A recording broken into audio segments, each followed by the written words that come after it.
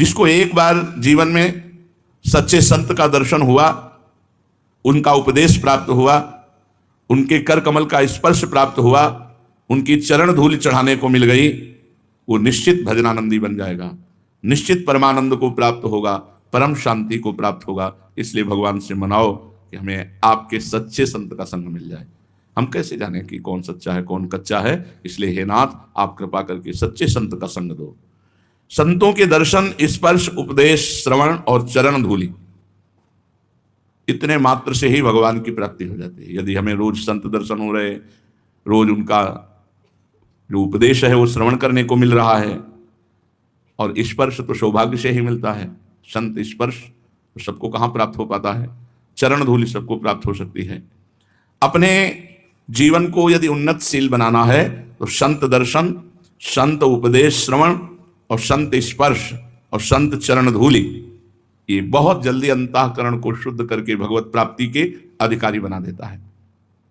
याद रखो, संत दर्शन तत्काल प्रभाव दिखाता है, हमारे चित्त को संसार से हटाकर भगवान की तरफ। कितने ऐसे गृहस्थ साधक आते हैं जो बड़े भजनानंदी हैं, एकांतिक में कितने आते हैं जिनको देखकर लगता है कि भगवान की कृपा। गृहस्थ होते हर कर्म भगवान को समर्पित, हर समय नाम जप का अभ्यास, जो जो उन्होंने एकांतिक में श्रवण किया, संत प्राप्ति का फल तत्काल प्रभाव दिखा देता है। कौआ से हंस बना दे, मज्जन फल पेखिए तत्काला, काक होए पिक बकौ मराला। तत्काल ये जो संत समागम रूपी प्रयागराज है, इसका अवगाहन करने से तत्काल कौआ हंस बन जाए, अर्थात बुरे आचरण करने वाला महान आचरण करने वाला बन जाए। कौआ कोयल बन जाए और बगुला हंस बन जाए। काक होए पिक बकौ मराला, मज्जन फल पेखिए तत्काला। संत समागम तत्काल फल प्रदान करता है। यदि सच्चे संत का संग मिल जाए तो निश्चित जीवन का परिवर्तन है। संतों के द्वारा कभी किसी का अहित नहीं होता।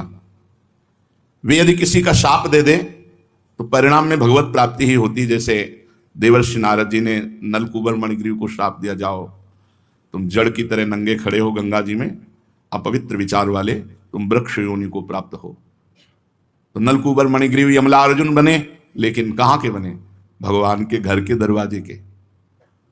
तो ये शाप हुआ कि वरदान, इनको कभी भगवत साक्षात्कार नहीं होता। लेकिन नारद जी ने जब शाप दिया तो भगवान ऊखल बंधन की लीला स्वीकार करके और इन दोनों के बीच में ऊखल फंसाया और इनको जड़ योनि से मुक्त करके स्वरूप में स्थित कर दिया। इनको भगवान के दर्शन मिले, भगवान का स्पर्श मिला और भगवान से संभाषण करने को मिला। ये देवर्षि नारद जी के शाप से मिला।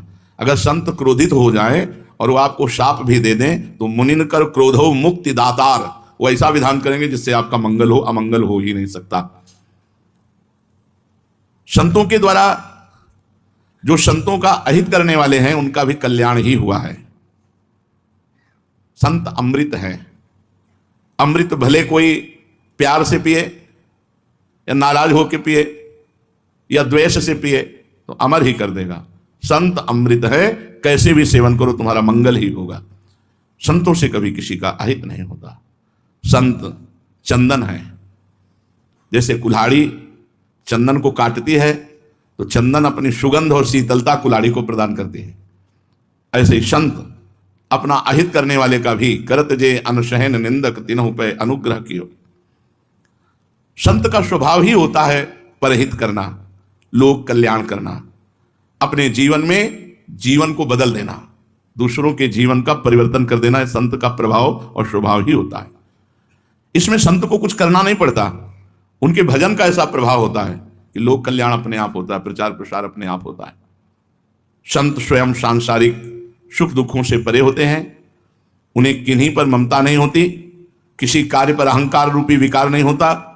वो दुख सुख दोनों से परे होते हैं और जो उनका संग करता है उसको अपने समान बना लेते हैं। आप उस सदिश चाहें सब कीन्हा, वो अपने समान सबको संत बना देते हैं। संतों का शरीर देखने में पांच भौतिक होता है, वैसे भगवत स्वरूप हो जाता है। चिंतन के प्रभाव से भगवत स्वरूप, जैसे गंगा जी के स्पर्श से पाप नष्ट हो जाते हैं, ऐसे संत दर्शन, संत दर्श जिम पातक टरे। जो संत दर्शन हुआ तो पाप नष्ट हो गए। दर्शन मात्र से, जो बड़े बड़े तीर्थों के अवगाहन से, वो संत दर्शन मात्र, संत दर्श जिम पातक टरे।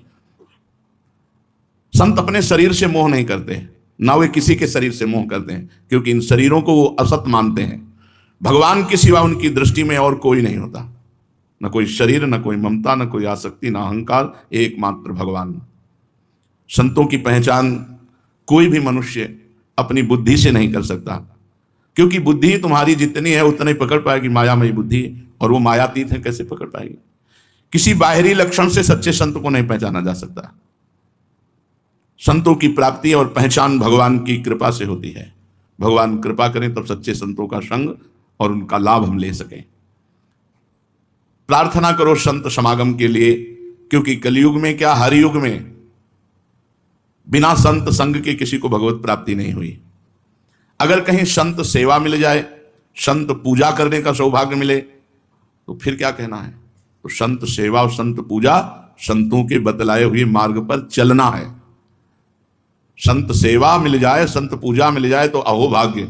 तो संत सेवा और संत पूजा क्या है, संतों के बतलाए हुए मार्ग पर चलना, साहस करके चलना, श्रद्धा करके चलना, दृढ़ विश्वास करके चलना, अपनी बुद्धि ना लगाना, यही संतों की पूजा है, यही असली सच्ची संत सेवा है।